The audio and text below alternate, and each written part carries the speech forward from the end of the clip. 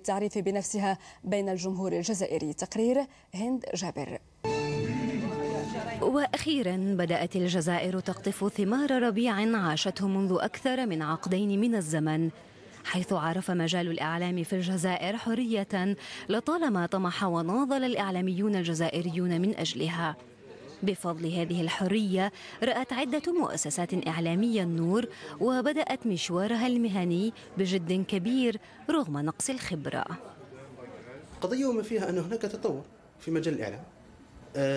صحيح في الجزائر هذا جديد، القانون لما يفرج عنه بعد قانون السمع البصري، نحن نحاول أن نواكب عصرنا. هذا في يعني طرف الصورة تأثيرها أكثر من الصحافة المكتوبة.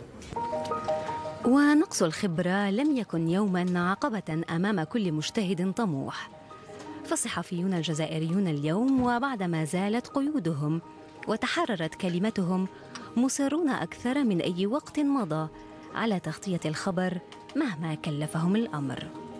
حين نعمل استطلاع رأي حول الانتخابات اللي وين الشعب راح يعبر عن رأيه، راح نسألوه بعض الأسئلة حول الانتخابات.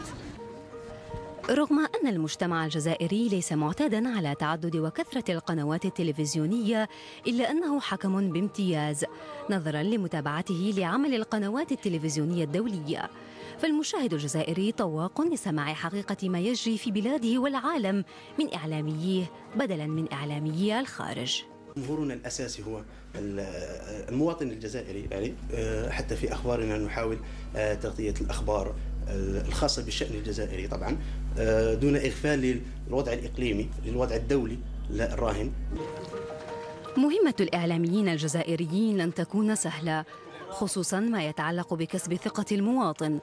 وبسبب الواقع الصعب الذي يعيشه منذ سنين فقد الثقة بكل شيء من حوله، خصوصا في الإعلام. لكن ولأن حرية الإعلام فتية والقائمون عليها من الشباب الطموح في وطن فتي بين الأمم، فكل الحظوظ إلى جانبه كي يصبح نافذة للإعلام الحر النزيه في المنطقة إذا لم تقيده السياسة يوما.